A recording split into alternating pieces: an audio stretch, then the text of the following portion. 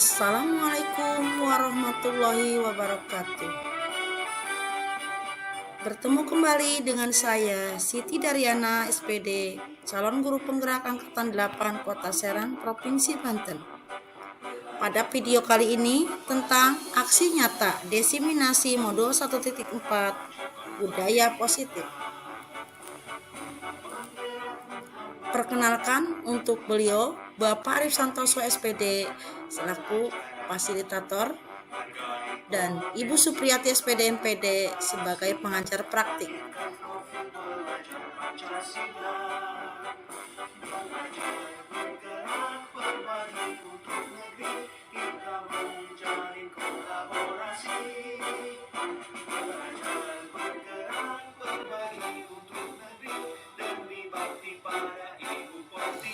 Berikut diseminasi penyebaran pemahaman penerapan budaya positif di SD Negeri Cibonteng.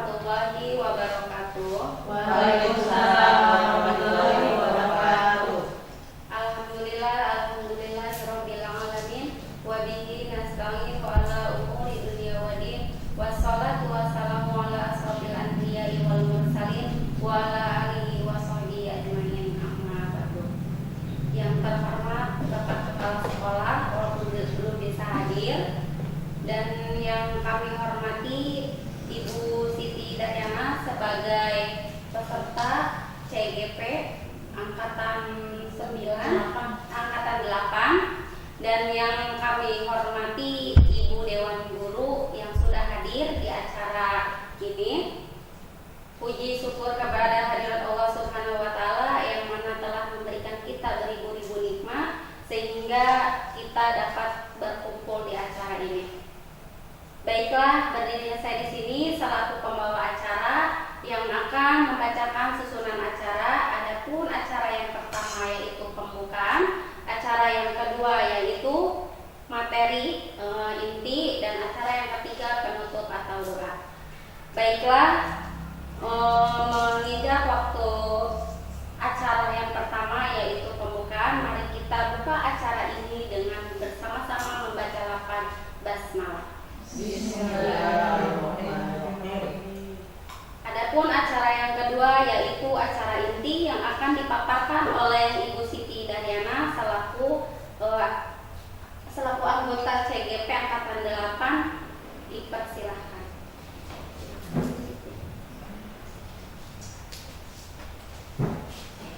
Assalamualaikum warahmatullahi wabarakatuh. Waalaikumsalam warahmatullahi wabarakatuh.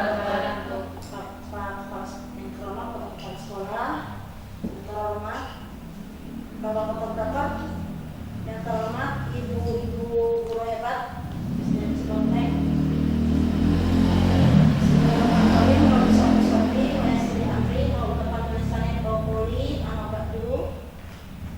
puji serta syukur panjatkan kepada Allah Subhanahu wa Ta'ala yang mana pada hari ini kita bisa bermuka dalam satu komunitas belajar untuk mendiseminasikan modul 1.4.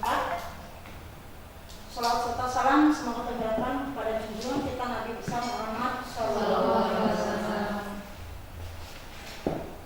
Bismillahirrahmanirrahim. Sebelum kita lanjut ke acara ini, saya ingin ada sedikit hiburan. Kita sama-sama menyanyikan lagu profil Pancasila. Ikutin saya. 1, 2, 3. Belajar Pancasila, beriman bertakwa pada Tuhan Yang Esa dan berakhlak mulia, berkebinekaan global, gotong royong mandiri, kreatif dan bernalar kritis. Sekali lagi, masih banyak yang bingung tadi. 1, 2, 3. Pelajar Pancasila, beriman dan bertakwa pada Tuhan Yang Esa dan berakhlak mulia, berkebinekaan global, gotong royong mandiri, kreatif dan bernalar kritis. Ya, ada 6 ya, jadi ingat ya sekarangnya. 1, beriman dan bertakwa pada Tuhan Yang Maha Esa. 2, berkebinekaan global. 3, gotong royong. 4, mandiri. 5, kreatif. 6, bernalar kritis. Itulah 6 dimensi profil pelajar Pancasila yang ada di kurikulum Merdeka. Baiklah, selanjutnya saya akan mendesimasikan modul 1.4 tentang budaya positif. Kenapa saya tanyakan itu? Karena itu saling berkaitan dengan apa yang akan saya paparkan di sini. Next. Perkenalkan, nama saya udah jelas, Siti Daryana ya, guru di sini. Di sini ada Bapak Arif Santoso SPD sebagai fasilitator saya dan Ibu Supriyati SPD MPD sebagai pengajar praktik guru penggerak angkatan 8. Lanjut. Apa itu budaya positif dan apa bedanya peraturan dengan keyakinan kelas? Ini pertanyaan dari saya. Sekali lagi, apa itu yang dinamanya budaya positif? Mungkin sebelum melanjutkan ada yang tahu apa itu budaya positif? Hal yang baik, Hal yang baik yang dilakukan. Bu Susi? kebiasaan yang baik yang dilakukan secara terus menerus. Iya, bagus. Mungkin dari Bu Anida? Sama, ya. Ya betul. Budaya positif adalah hal-hal baik yang dilakukan oleh murid kita dan oleh kita sendiri sehari-hari. Itu bahasa kitanya ya. Nah, apa bedanya peraturan dengan keyakinan kelas? Peraturan apa, keyakinan apa? Bu Ahya mungkin peraturan apa Bu Ahya? Peraturan Yang dibuat oleh siapa ya? yang dibuat oleh guru. Iya, oleh guru. Sedangkan keyakinan itu dibuatnya oleh Siswa. siswa. Betul, bagus. Ya itulah yang akan saya paparkan di sini. Lanjut next. Terima kasih. Nah, di sini dari mana sih budaya positif itu didapat? Dari filosofi pendidikan Ki Hajar Dewantara. Siapa Ki Hajar Dewantara? Ki Hajar Dewantara Bapak Pendidikan Indonesia. Di sini beliau tujuan pendidikannya menurut beliau adalah pendidikan adalah menuntun segala kekuatan kodrat yang ada pada pada anak, kepada murid sesuai dengan kodrat alam dan kodrat jannah agar mereka mencapai keselamatan kebahagiaan setinggi-tingginya. Nah, pendidikan itu menghamba pada murid menurut Bapak Ki Hajar Dewantara. Pendidikan haruslah berpihak pada murid sesuai dengan minat, bakat dan kemampuan anak. Nah, guru juga diibaratkan petani. Kenapa diibaratkan petani? Karena guru itu seolah jadi petani itu, murid itu sebagai benihnya, benih yang kita tanam di suatu lahan. Kan lahan itu ada yang lahan subur, ada yang tandus, ya, ada yang mungkin bercampur dengan kerikil, gitu. Nah, bagaimana? Bisa saja bibit itu bibit unggul, tapi petani itu nanamnya di tanah yang tandus dan tidak diurus. Apakah akan jadi tanaman yang subur dan jadi unggul juga? Tidak. Nah, di sini ibaratkan itu murid kita, kalau kita didik dengan baik, walaupun mungkin anak itu bukan anak unggul dalam arti, karena si petani ini atau guru ini mau membimbing, ya, memberi pupuk, berarti guru kita ini memberi ilmu, menyiangi, dibersihin sikap yang tidak baik, dibersihkan sama kita, diganti dengan yang baik. Nah, itu akan menjadi seorang murid yang sukses, yang unggul. Itu sama itu. Kenapa dibiarkan petani? Karena kadang kita sebagai ini ada satu biji biji apa, biji cabai gitu kan, kita buang tuh, dibuangnya di tanah yang subur di samping rumah kita. Itu tumbuh dengan sendirinya, bahkan buahnya tuh lebar. Kan kita ternyata ada tanaman cabai ini satu nih. Nah, sama pemilik rumahnya kan, karena sama petani, dipelihara satu bibit cabai ini. Dia pelihara, dikasih pagar, karena sayang ya, dikasih pupuk lagi, akhirnya jadilah satu tumbuhan cabai yang buahnya sangat lebar.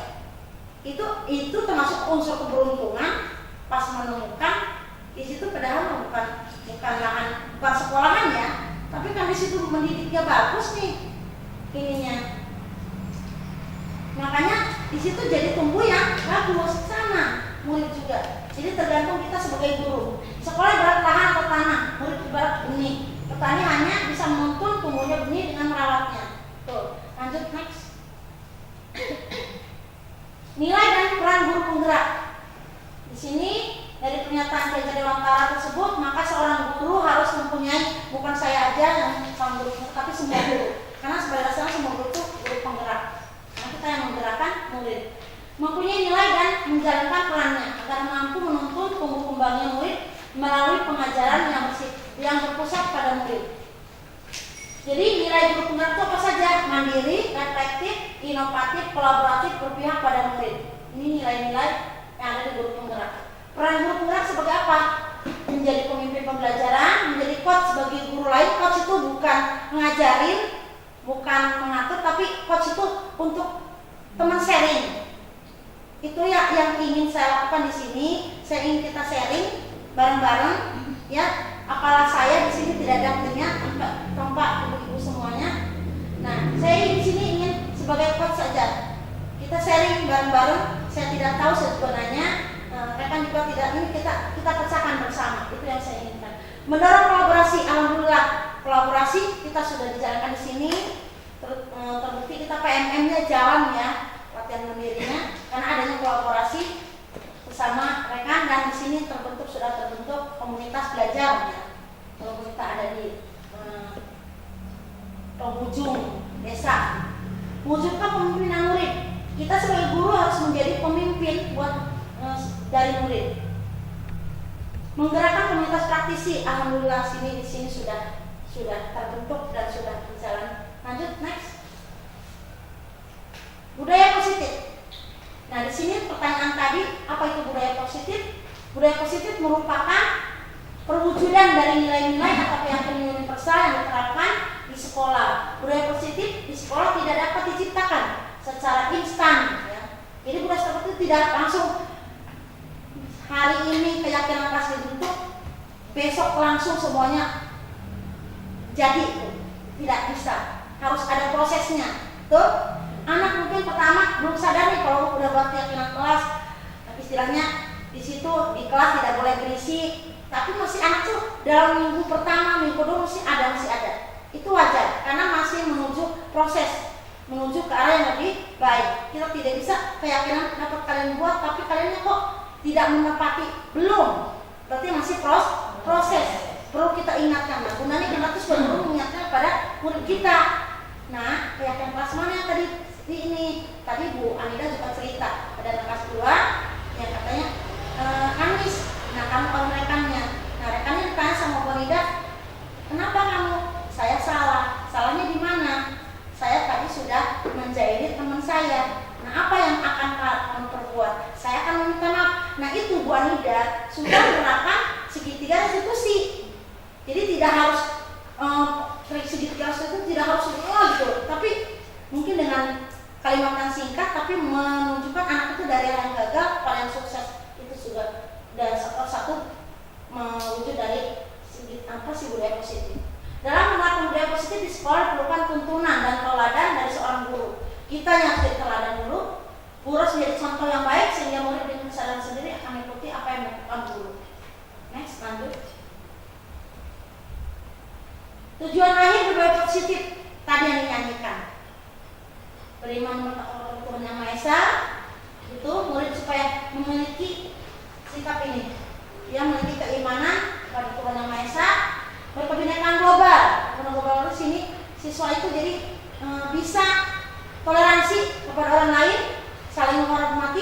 suku bangsa, ya, agama itu masuk di kebinekaan global, ya. Berwawasan luas juga, mandiri. Di sini kita inginkan siswa yang mandiri, jadi yang tidak selalu kita cekokin. Jadi anak itu bisa memecahkan masalahnya yang diberikan di sekolah, yang muncul di sekolah, anak itu mampu. Ada mesin lewat. Selanjutnya bergotong royong. Kita menciptakan gotong royong dengan cara apa? Kita di kelas membentuk kelompok-kelompok kecil siswa. Itu salah satu mendidik kita sebagai guru, mendidik anak supaya bisa bergotong royong. Ada kalanya suatu tugas atau suatu masalah perlu dipecahkan secara bergotong royong, ada juga yang secara mandiri. Di sini makanya ada mandiri, ada gotong royong. Bernalar kritis. Apa ini nalar kritis? Jadi kita tuh kalau sering memberikan soalnya tuh yang ada pemecahan masalahnya lah, anak supaya berpikir. Itu untuk kita tuh mendidik anak supaya bernalar kritis. Jadi bukan berpikir yang serba pendek, udahlah ini, udahlah cukup. Jadi contohnya mungkin soal-soal esai, ya. Pemecahan masalah mendidik kita tuh itu mengarahkan kita mendidik anak supaya anak kita itu atau murid kita tuh memiliki nalar kritis yang bagus. Terus apa nalar kritis itu? Anak kita memberikan contoh kepada anak didik kita, karena sekarang zaman media sosial, kalau menerima berita apapun itu jangan langsung percaya, harus cari dulu keasliannya, ini betul apa tidak, ini hoax apa tidak. Itu bagian dari nalar kritis. Terakhir, kreatif. Anak harus kreatif. Berarti siapa yang membimbing untuk kreatif? Kita. Jadi biasakan anak itu, murid itu kalau dikasih tugas, kerjakan sendiri. Sejelek apapun, sebagus apapun, itu harus hasil karya sendiri. Dengan hasil karya sendiri itu kita akan bangga. Itu mengarahkan atau mendidik anak murid kita tuh menjadi anak yang kreatif. Jadi dengan cara begitu, iyalah saya mau begini, Bu, saya sukanya bikin boneka tuh, boneka ini apa sih, binatang, karena saya suka binatang. Tapi kenapa ini kok binatangnya ada antingnya? Iya Bu, seru. Itu penting aku kreatif. Next, lanjut. Budaya positif. Berdasarkan penerapan tahapan baja tersebut akan muncul kebiasaan-kebiasaan positif sekolah yang kita kenal dengan budaya positif. Jadi waktu itu saya membuat perubahan apresiatif dengan modal baja. Waktu kita kemarin diskusikan bersama tentang visi misi sekolah, itu bagian dari yang menggunakan baja, tahapan baja. Budaya positif ini akan menimbulkan rasa aman. Dengan adanya budaya positif di sekolah, jadi kita tuh, anak murid kita tuh belajarnya rasanya nyaman, tentram, ya. Jadi proses belajarnya tuh apa sih ya, hening gitu. Maksudnya tidak gelisah, aku tidak merasa was-was, takut dihukum gurunya, takut disanksi. Saya tidak ngerjain PR kemarin, takut nanti sama guru suruh lari-lari di halaman. Itu sekarang itu tidak boleh. Makanya anak merasa nyaman. Bagaimana kalau anak melanggar, Bu? Katanya budaya positif. Iya, melanggar kita kasihnya dengan konsekuensi yang mereka yakini itu.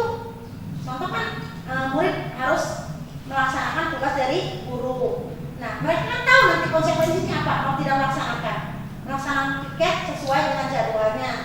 Nah, mereka yang buat berarti mereka yang membuat konsekuensi. Entah itu konsekuensinya bersama-sama itu. Harus kata KM-nya, udah konsekuensinya yang tidak piket didenda 2.000. Itu kan bukan dari mulut guru, tapi dari mulut anak itu sendiri. Anak itu nanti uangnya dikelola bu guru buat beli kebutuhan kelas, bagus. Itu bukan sanksi, tapi itu konsekuensi dari mereka yang yakini bersama, dan konsekuensinya apa udah mereka sepakati bersama, seperti itu. Bedanya di situ antara peraturan dan keyakinan. Ya. Di sini dengan budaya positif juga mendorong murid untuk mampu berpikir, bertindak, mencipta sebagai proses memerdekakan dirinya, sehingga murid lebih mandiri dan bertanggung jawab. Dengan seperti itu, anak tidak merasa tertekan, itu akan timbul kreativitas dan kemandirian serta rasa bertanggung jawab di siswa. Karena mereka malu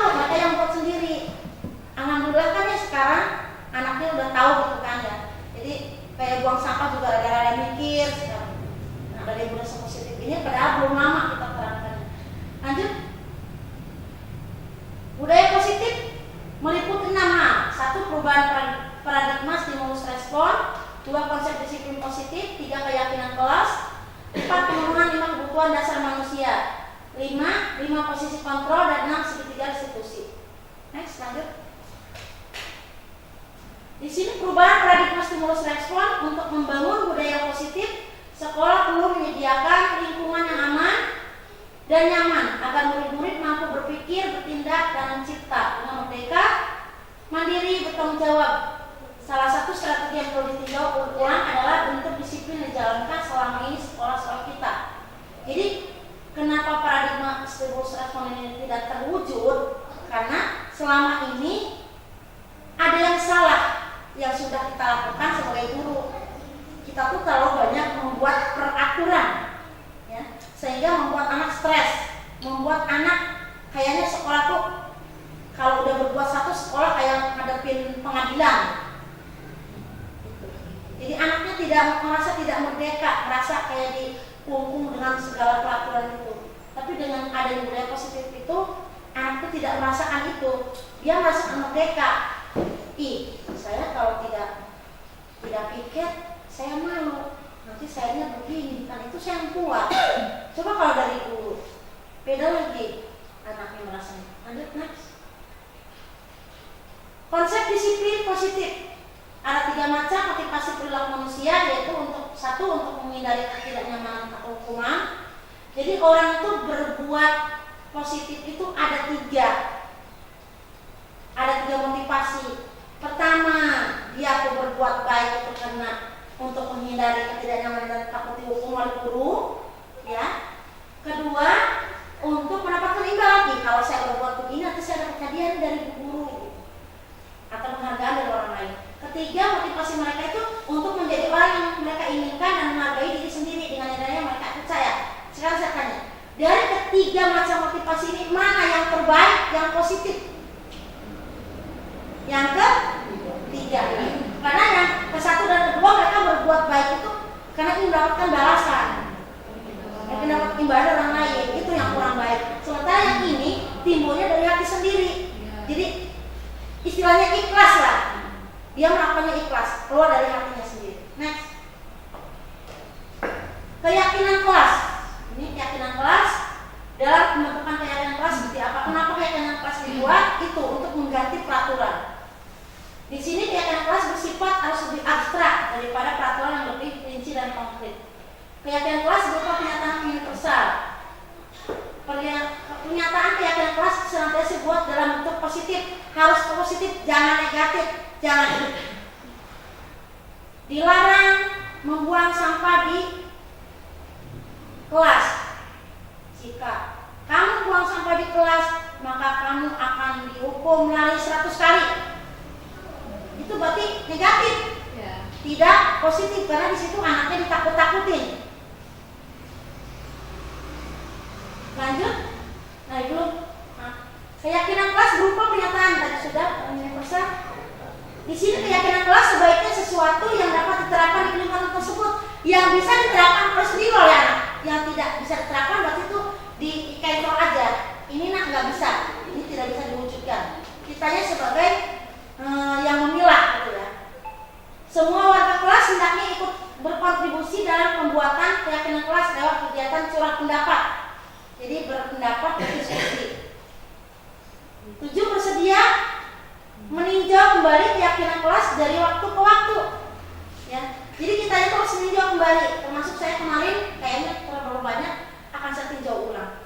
Silakan selamat datang Ibu Guru Ratna Ningsih.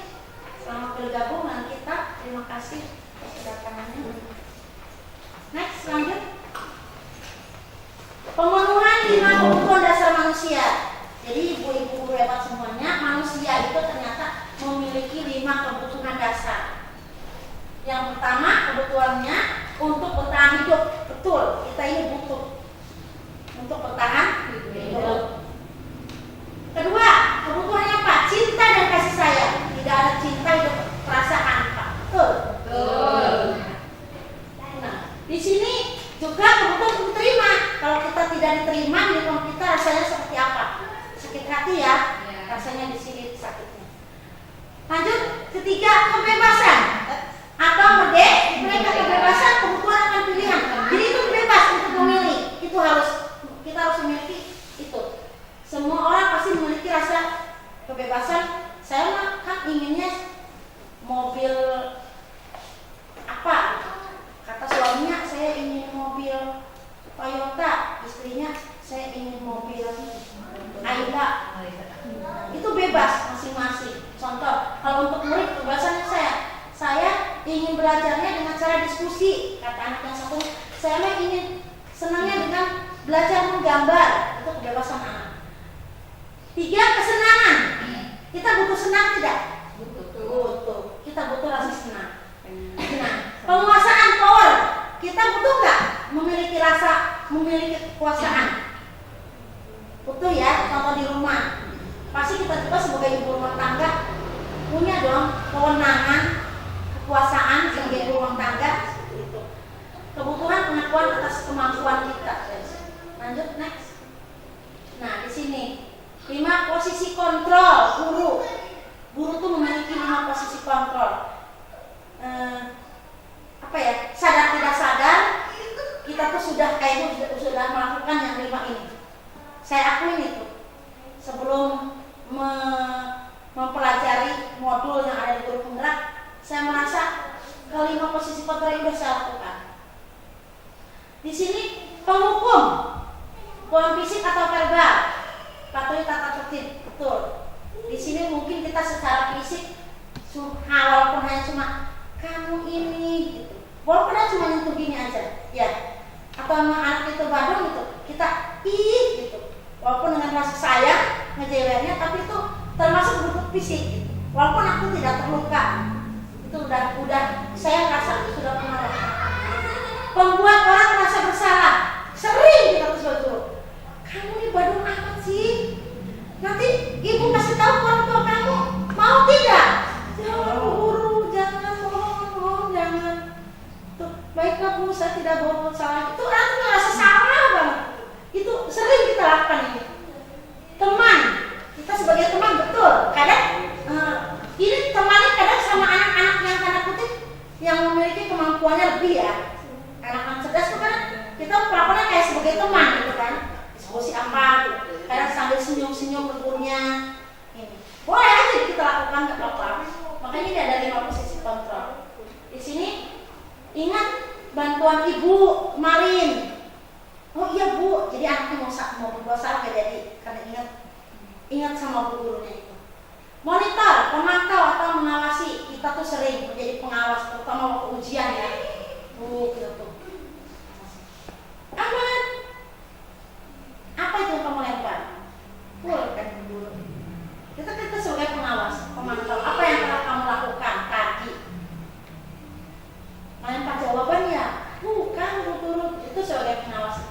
Manajer di sini nih, manajer mempersilahkan murid untuk mempertanggungjawabkan perilakunya dan mencari solusinya. Sekarang saya tanya, mana sih yang paling ideal, yang paling bagus dari 5 posisi kontrol ini? Manajer. Yang manajer ya. Kita semoga bisa menerapkan yang posisi ini ya. Kita niatkan bismillah bareng-bareng. Semoga terwujud. Lanjut next. Penghukum di sini tadi saya jelasin. Semua penghukum bisa menggunakan hukuman fisik. Dia kata-katanya tuh biasanya tegas, agak kasar juga. Patuhi aturan saya atau awas kalau mau saya hukum. Penekanan tapi ya. Iya, ditekan gitu. Kitanya nadanya juga tinggi.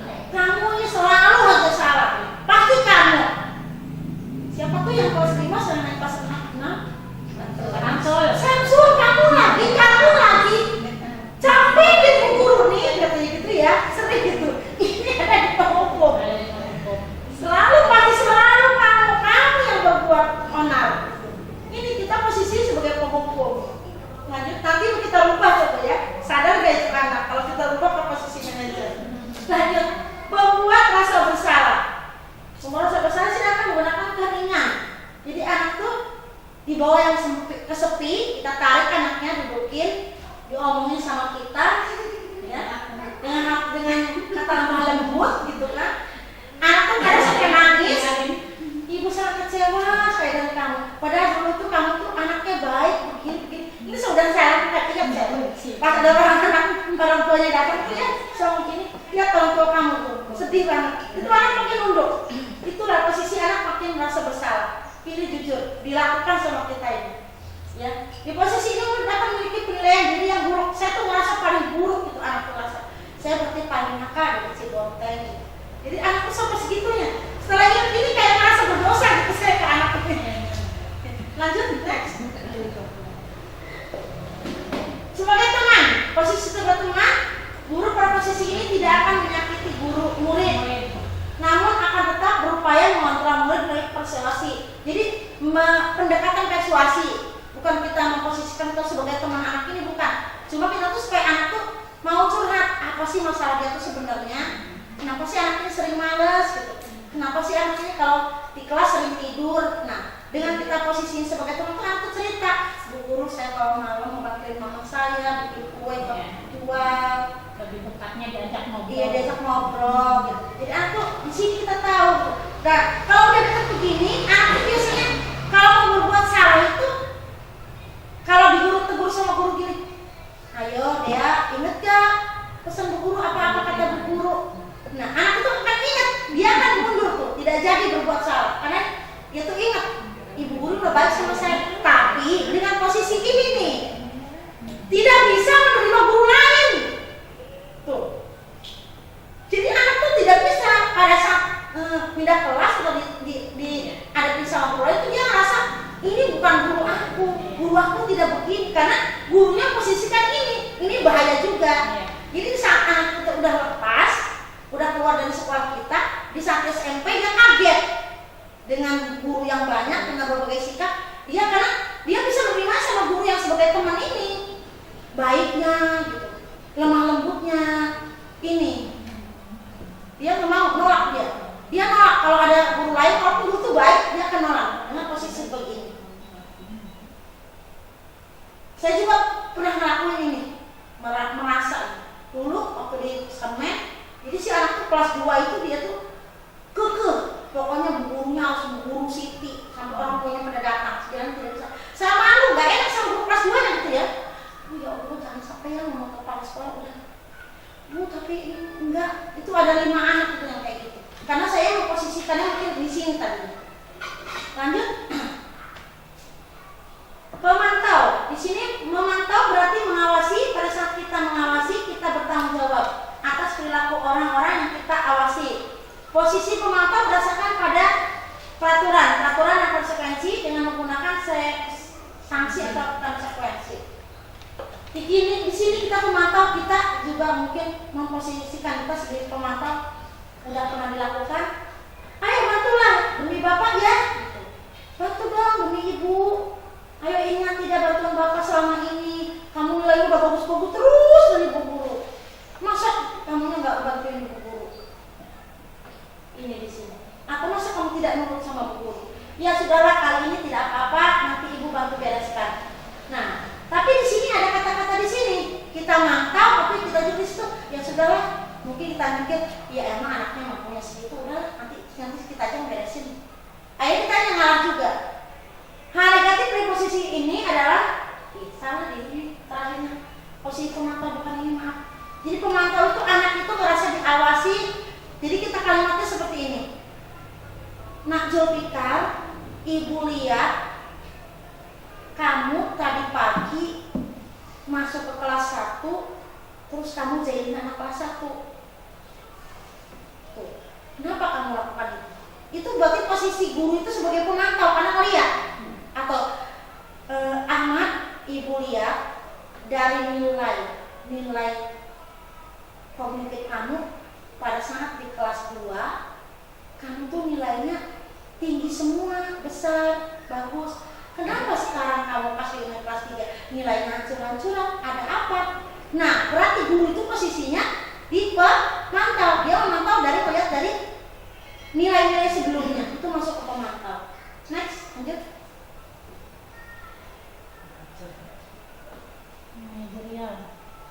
Di sini posisi manajer, posisi terakhir. Manajer adalah posisi di mana guru berbuat sesuatu bersama dengan murid, mempersilahkan murid mempertanggungjawabkan perilakunya.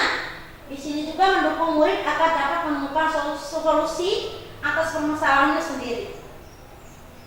Dan guru pun berkata seperti ini, apa yang kita yakini?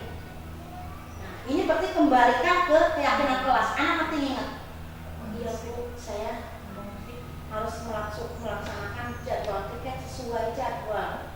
Nah, kamu meyakini tidak? Ya, saya meyakini Bu. Nah, kalau sudah meyakini, bersedia tidak memperbaiki? Ya Bu, saya bersedia. Nah, jika mau memperbaikinya, coba tunjukkan apa tentang diri kamu itu. Oh siap Bu, saya. Nah di sini siap Bu, kan anak jawabnya siap Bu. Apa rencana kamu untuk memperbaiki hal ini? Baru dijawab sama, saya akan melakukan piket dan saya juga akan minta maaf sama rekan-rekan saya karena sudah dikecewakan oleh saya. Itu seperti itu masih jawabannya. Lanjut, next. Posisi keenam atau posisi terakhir di sini dari ini apa sih? Oh, di budaya positif yang terakhir ada tentang segitiga restitusi. Ini budaya positif yang keenam terakhir. Apa itu restitusi? Proses menciptakan kondisi bagi murid untuk memperbaiki kesalahan. Langkah-langkahnya yaitu pertama, menstabilkan identitas. Kita semua akan melakukan hal terbaik yang bisa kita lakukan. Pada saat tindakan yang salah, semua perilaku memiliki alasan. Jadi ada alasannya kenapa anak ini berbuat salah. Menanyakan keyakinan. Kita semua memiliki motivasi internal. Kita meyakini sesuatu, hal yang diyakini apa itu. Di sini menanyakan keyakinan. Next, lanjut. Menstabilkan identitas. Dia mencoba untuk memenuhi kebutuhan dasarnya, namun ada benturan. Anak ini berarti dia berusaha untuk memenuhi kebutuhan. Kalau tidak mengkritik dia, maka kita akan tetap membuatnya dalam posisi gagal. Nah, kalau kita ingin menjadi reflektif, maka kita harus meyakinkan si anak dengan cara mengatakan begini, berbuat salah itu tidak apa-apa nak. Pada saat anak dipanggil, nanti akan anak ditanya, apa sih tadi itu masalahnya apa? Anak bilang, Bu guru si itu terjatuh karena didorong oleh saya. Kita jawab, iya berbuat salah itu tidak apa-apa, manusiawi, tapi jangan sering dilakukan. Ya, di sini tidak ada manusia sempurna, betul, manusia tidak sempurna. Pasti pernah berbuat salah. Saya juga pernah melakukan kesalahan seperti itu. Kita bisa menyelesaikannya. Nah, jadi kita ampuni, Mas tahu.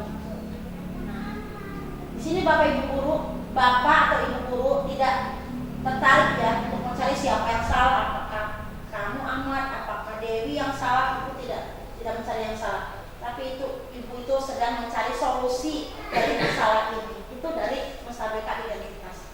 Lanjut. Sini validasi tindakan yang salah. Nah, dia mencoba untuk memenuhi kebutuhan dasarnya, namun ada benturan juga. Kalau kita tidak mengikuti, maka anak itu akan tetap berbuat salah. Di sini anaknya itu dijadikan merasa bersalah banget oleh kita ini, ya. Kalimatnya, nah, kamu dulu tidak seperti ini. Dulu tuh kamu anak yang periang, anak yang baik, soleh. Kenapa sekarang kamu tiba-tiba jadi anak yang urakan, yang sering jahilin temannya, sering maafin teman, contoh. Ibu bapak kamu tahu nggak? Kalau ibu bapak kamu tahu, gimana rasanya ya? Apa perlu ibu guru kasih tahu nih orang tua kamu? Di situ anak akan merasa takut dan merasa sangat bersalah dengan kita mengucapkan seperti itu. Nah, ini posisi di sini validasi tindakannya anak tuh apa ya? Ngerasa bersalah gitu. Di sini apa ya? Saya ke situ. Validasi tindakan yang salah. Nah, tadi kamu sudah berbuat apa? Oh, saya ya Bu menolong anak kelas 2 sampai terjatuh. Nah, terus apa yang harus kamu lakukan untuk menebus kesalahan ini? Ya Bu, nanti saya akan minta maaf. Ini anak tuh udah mengakui kesalahannya. Lanjut. Next. Menanyakan keyakinan di sini dasarnya motivasi secara internal. ketika identitas sukses telah tercapai angka 1 dan angka 2 sudah tervalidasi, maka anak akan siap untuk diumumkan dengan nilai-nilai yang dia percaya. Pertanyaan di bawah ini menghubungkan keyakinan anak dengan keyakinan kelas atau keluarga. Apa yang kita percaya sebagai kelas atau keluarga? Ya, keluarga kita keluarga yang rukun.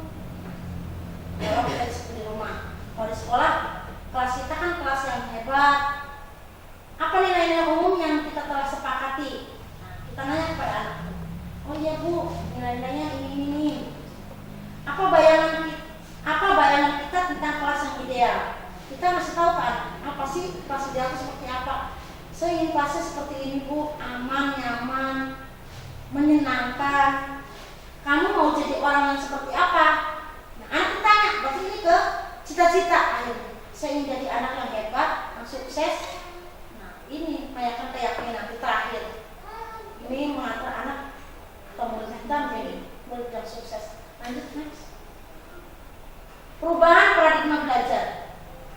Perubahan paradigma belajar di sini saya berpikir bahwa untuk menciptakan budaya positif di kelas maupun di sekolah harus melibatkan murid dalam perencanaan sehingga pelaksanaan budaya positif dengan harapan mewujudkan kelas atau sekolah yang nyaman, positif berdasarkan keyakinan kelas atau sekolah yang diyakini bersama perubahan lainnya bahwa posisi kontrol saya selama ini sebagai penghukum atau pembuat merasa bersalah ternyata kurang tepat untuk mewujudkan disiplin, sehingga saya perlu mengubahnya menjadi posisi kontrol, yaitu posisi manajer, dan menerapkan segitiga restitusi.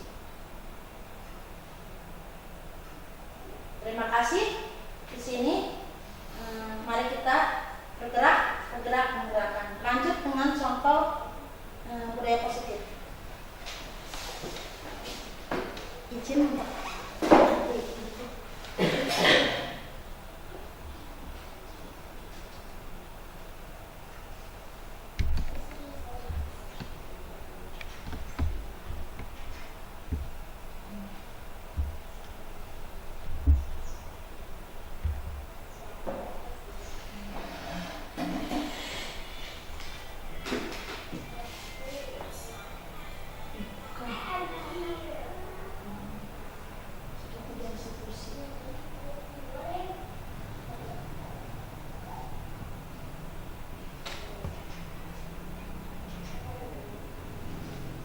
Silakan diminum, dimakan itunya.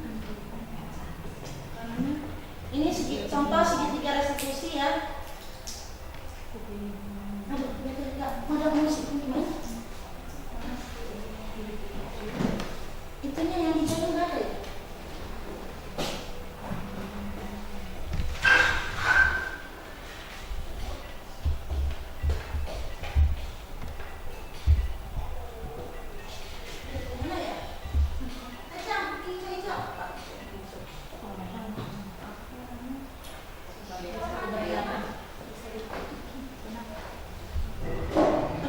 Iya, Sasa, Ibu Tadina, ya, laporan dari KM, ada itu dalam masalah, ada yang bisa dibantu. Apa sih yang terjadi? Saya betul-betul tadi pagi sudah mengatakan kalau sehingga orang iya, Sasa. Informasi saya yang disampaikan. Kami pada satu program dan semuanya di mana? Nah, baiklah. Lupa itu manusiawi ya.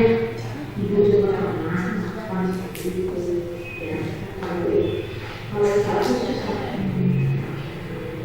Ibu di sini bukan sekali siapa yang salah. Di sini ibu menyukai penyelesaian dari masalah tersebut harus seperti apa, ya. Berpikir tentang apa yang bisa dilakukan untuk memperbaiki situasi ini, ya. Kalian pasti makan itu ada alasannya, kan? Ya. Pasti seru ya main. Iya. Sampai lupa sudah berpikir. Nah, sekarang kita bicara tentang manajemen kelas.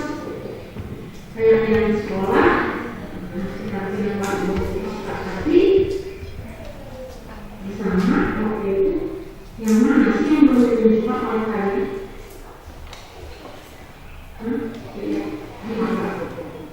Dia pindah kelas apa? Bapak kita sesuai jadwal. Apalagi menjaga kebersihan diri, kelas dan sekolah. Itu tanggung jawab kita. Dulu di sini ini mari kita sama-sama memperbaiki kesalahan yang utama kita. Ya. Siap? Ya. Nah sekarang mari kita memindahkan keyakinan tersebut. Kalian apa yang akan kalian lakukan untuk memperbaiki masalah ini?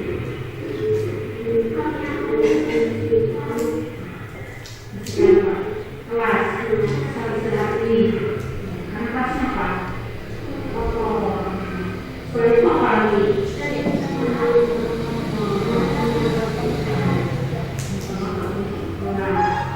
Jadi sampai tidak terkeluarkan.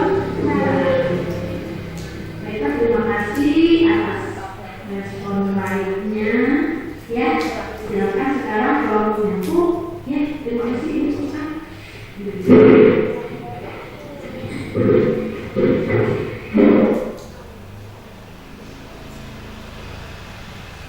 Pelajaran apa? Pelajaran Ibu Lia tadi Lia nangis.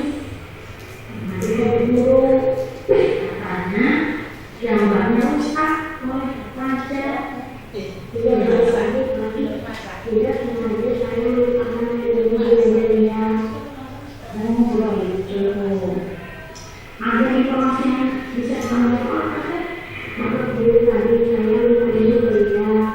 Saat saya lupa saya mengingat saya keluar dari saya lupa kalau sudah Lia. Salah itu sudah mencari lihat belum sudah mencari waktu bercerita. Saya tidak selalu berbuat. Ibu pernah Ibu sini mencari ada salah atau tidak. Kalau saya itu juga nanti menyelesaikan masalah yang sudah terjadi. Nah, kita berpikir untuk memperbaiki masalah itu, pelajar pasti bisa melakukan. Melakukan itu ada alasannya. Apa alasannya? Pasti senang kan? Minum yang kata teman dikasih senang dulu dia. Nah, di sini ada yang kelas yang pada lupa. Yang kelas yang mana ya? Yang pada lupakan. Misalnya apa ya? Setiap guru berbuat dulu sendiri. Iya, kayak dan kelas yang sudah kita buat, itu setiap murid itu harus membawa air sendiri. Kenapa? Karena kalau minta ketemu itu khawatir, kemudian juga bawa sedikit, ya. Atau nanti kalau tetap keluar penyakit, makanya penelitiannya bisa mati, ya. Nah sekarang yang masalah tersebut, nah apa yang akan pelajar perbaiki dari masalah ini? Pelajar akan melakukan apa dengan keyakinan kelas?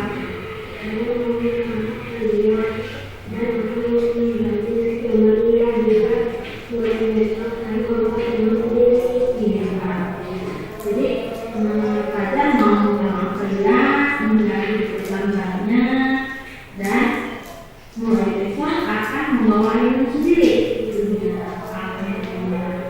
Jadi nanti di sana mau ya saya minum atau bawa sendiri. Yang ingat ya. Terima kasih atas responnya. Ya, bisa pelajar akan menjadi lebih baik lagi. Ya, terima kasih. Silakan kemudian. Assalamualaikum warahmatullahi wabarakatuh. Nama saya Julia. Terima kasih ibu. Saya senang Untuk menemukan solusi dari kesalahan yang saya lakukan, saya akan berusaha memperbaiki diri. Terima kasih. Assalamualaikum warahmatullahi wabarakatuh. Nama saya Fajar, kelas 4 SD. Terima kasih guru. Saya senang sekali ada untuk menemukan solusi dari kesalahan yang saya lakukan. Saya akan berusaha memperbaiki diri sendiri. Terima kasih.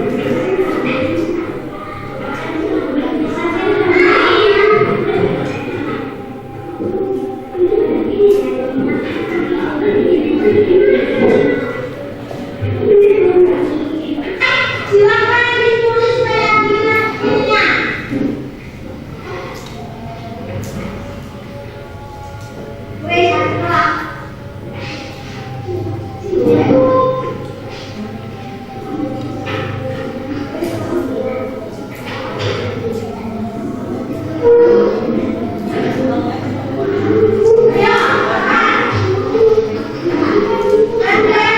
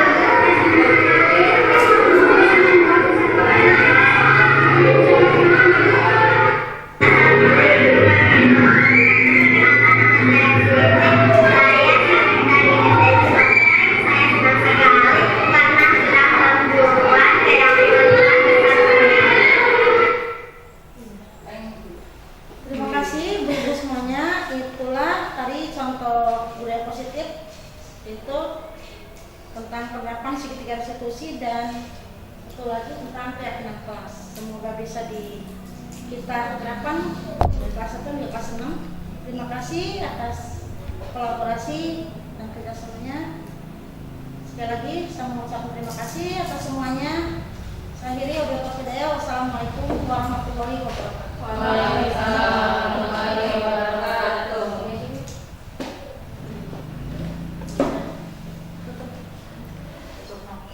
Baiklah, terima kasih atas materinya Ibu Siti Daryana. Semoga menjadi bermanfaat buat kita semua ya. Adapun acara yang terakhir yaitu penutup, marilah kita tutup acara ini dengan bersama-sama membaca lafaz hamdalah. Alhamdulillahirabbil alamin.